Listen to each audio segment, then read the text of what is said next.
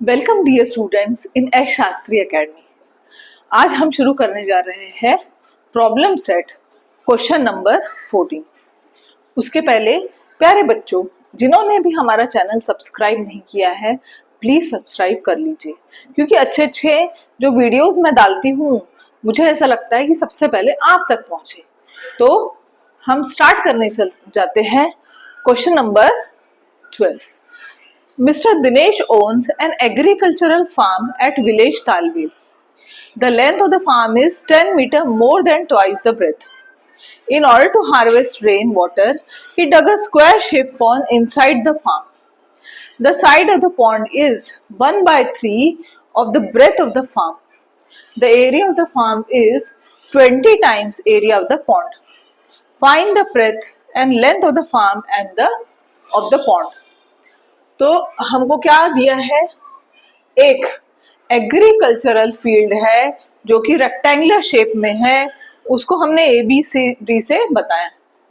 उसके अंदर में स्क्वायर शेप्ड एक पिट खोदा है, उसने एक गड्ढा खोदा है ताकि उसके अंदर में एक पॉन्ड खोदा है ताकि उसके अंदर में वाटर जो है जमा हो सके फील्ड के लिए। अब साइड्स के बारे में क्या कह रहे हैं, साइट्स के बारे में कह रहे हैं, mister Dinesh owns an agricultural farm at village Talwel. The length of the farm is 10 metre, more than twice the breadth. सबसे पहले लेते हैं हम फॉर रेक्टेंगुलर फील्ड ABCD।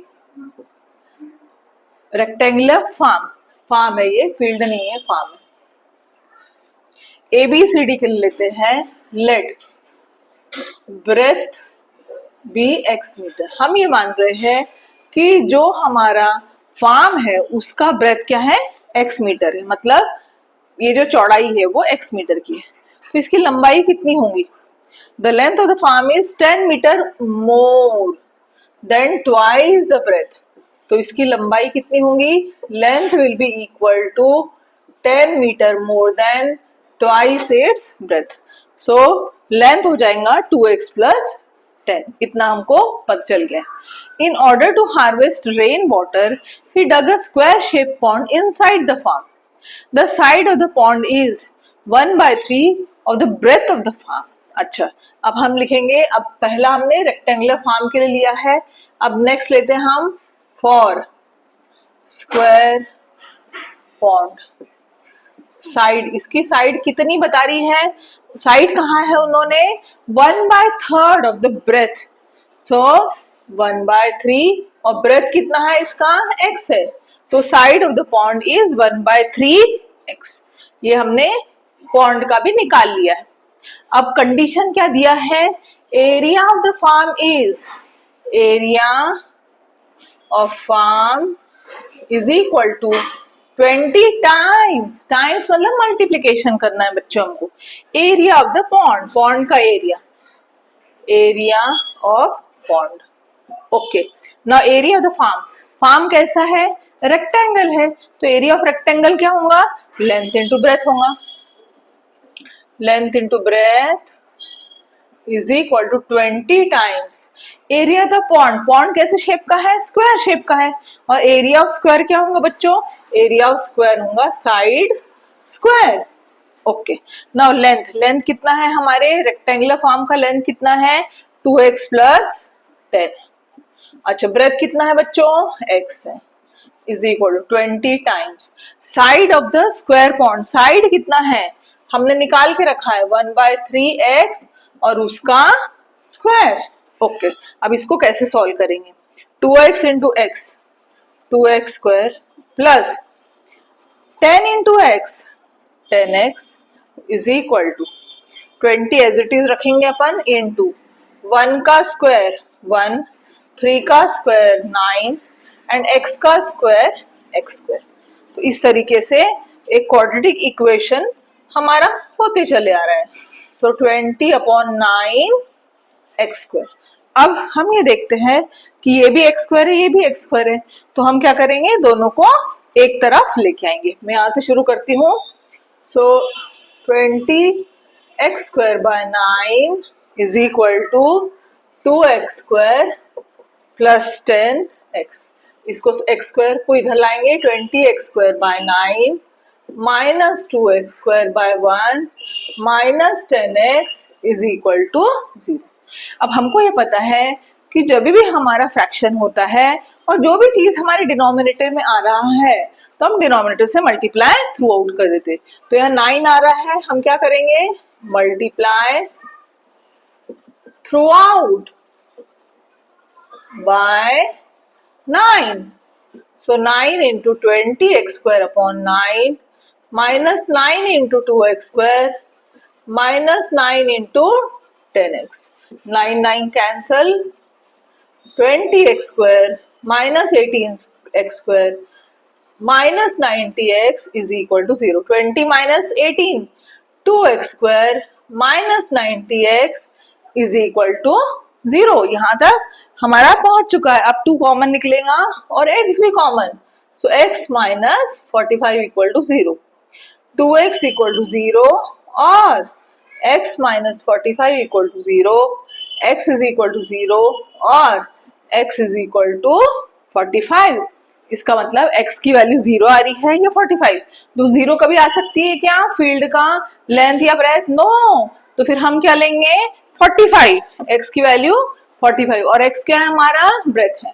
हमको फाइंड आउट क्या करना है लेंथ एंड ब्रेथ। तो हम कहेंगे therefore breadth of farm 45 metre and length कितना होगा? लेंथ होगा 2x plus 10, 2 into 45 plus 10, 90 plus 10 that is 100 metre. तो इसकी चौड़ाई जो है 45 मीटर आ गई है बच्चों और लंबाई जो है इसकी 100 मीटर आ गई है।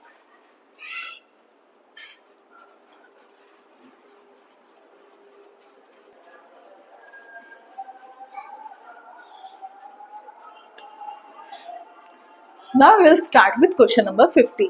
15 का क्वेश्चन जो है a tank fills completely in 2 hours if both the taps are open. एक टंकी है और दो उसमें टैप्स है, नल लगे हुए हैं, एक बड़ा नल है और एक छोटा नल है। If only one of the tap is open at given time, the smaller tap takes 3 hours more than the larger one to fill the tank. How much time does each tap takes to fill the tank completely? हमको ये दिया है कि अगर दोनों भी tap open है तो 2 घंटे में वो टैंक फुल हो जाएगा, पर अगर उनमें से सिर्फ एक छोटा टैप ओपन है तो उसको 3 घंटे ज्यादा लगेंगे टैंक को फिलअप करने के लिए as compare to larger one. छोटा वाला जो टैप है वो 3 घंटे ज्यादा लेगा टैंक भरने के लिए। How much time does each tap takes to fill the tank completely? तो हमें क्या बताना है कि बड़ा वाला जो है और छोटा वाला दोनों टैप जो है अलग अलग कितना समय लेंगे टैंक को फिल अप करने के लिए। Now solution. सबसे पहले हम लेट अज्यूम करेंगे, let us take let larger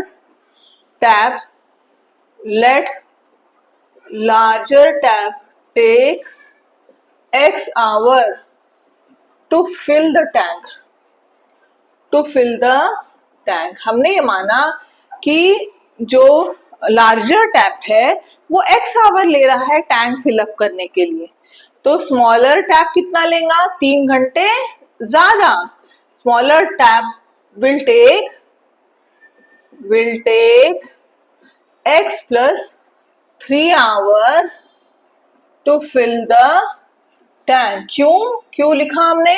क्योंकि हमें दिया गया है कि छोटा वाला जो टैप है वो 3 आवर ज्यादा लेगा बड़े वाले से, तो बड़ा वाला x आवर ले रहा है तो छोटा वाला जो टैप है x प्लस 3 आवर्स लेने वाला है। Now the smaller tap takes 3 hours more than the larger one to fill the tank completely. How much time does each tap takes to fill the tank completely? तो larger भी ले लिया हमने, smaller भी ले लिया, सो हम कहते हैं इन 1 आवर, 1 घंटे में, let larger tap takes x hour to fill the tank completely. तो अगर in 1 hour amount of water filled by larger tap, amount of water filled by larger tap. अब हमने ये लिया था कि एक टंकी को फिल करता है x आवर में, तो 1 घंटे में कितना फिल करेगा? तो ये फिल करेगा 1/x part of the tank, इतना फिल करेगा। जो कौन है ये, कौन सा वाला है? Larger tank. So in 1 hour smaller amount of water filled by smaller tap, 1 घंटे में स्मॉलर टैप कितना भरेगा? 1/x+3 पार्ट, इतना पानी वो भरेगा। अच्छा, नाउ नेक्स्ट है 1 आवर। अच्छा, एक और हमको कंडीशन दिया है कि a tank fills completely in 2 hours if both the taps are open. So हम कहेंगे in 1 hour part of tank filled is equal to 1/2। 2 घंटे में दोनों भी टैप्स अगर खुले हुए तो 2 घंटे में भर जा रहे हैं, तो अगर दोनों भी टैप्स खुले हुए तो 1 घंटे में कितना भरेगा? तो 1/2 पार्ट भरेगा। अब कंडीशन क्या दी है? 1/x plus 1/x+3 is equal to 1/2। इसको सॉल्व करेंगे बच्चों, क्रॉस मल्टीप्लाई करेंगे। 1 into x+3 plus 1 into x upon x into x+3 is equal to half. Now x plus x, 2x+3 upon x square plus 3x is equal to half. Cross multiply करेंगे ऐसा, 2 into 2x plus 3 is equal to 1 into x square plus 3x. So 4x plus 6 is equal to x square plus 3x. Solve करेंगे इसको, x square plus 3x plus 4x left से right में आया, -4x -6 equal to 0. So x square minus x minus 6 equal to 0. Okay, अब 6 को हमें क्या लाना है? 1, 3 to the 6 होता है, तो हम कैसे फैक्टराइज करेंगे? x square minus 3x plus 2x minus 6 equal to 0. 3 to the 6 होता है और 3 minus 2 1 भी होता है।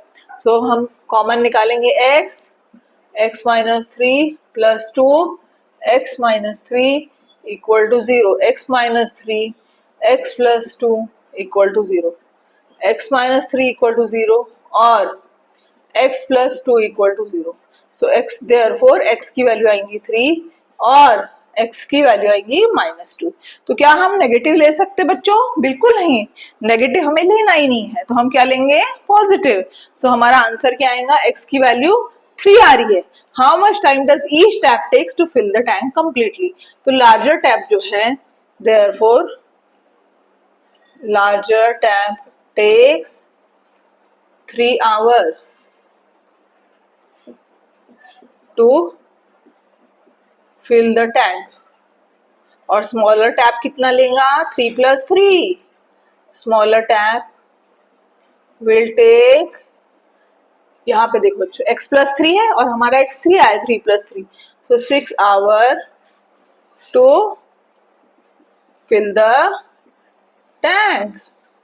बच्चों, प्रॉब्लम सेट के क्वेश्चंस जो है यहाँ पे खत्म होते हैं, और आप चाहते हो कि ऐसे इंफॉर्मेटिव वीडियोस जो है मैं आपके लिए लेके आते ही रहूं, ताकि आपको बहुत अच्छे मार्क्स एग्जाम में अचीव कर पाओ, ग्रेट अचीवमेंट आपका हो।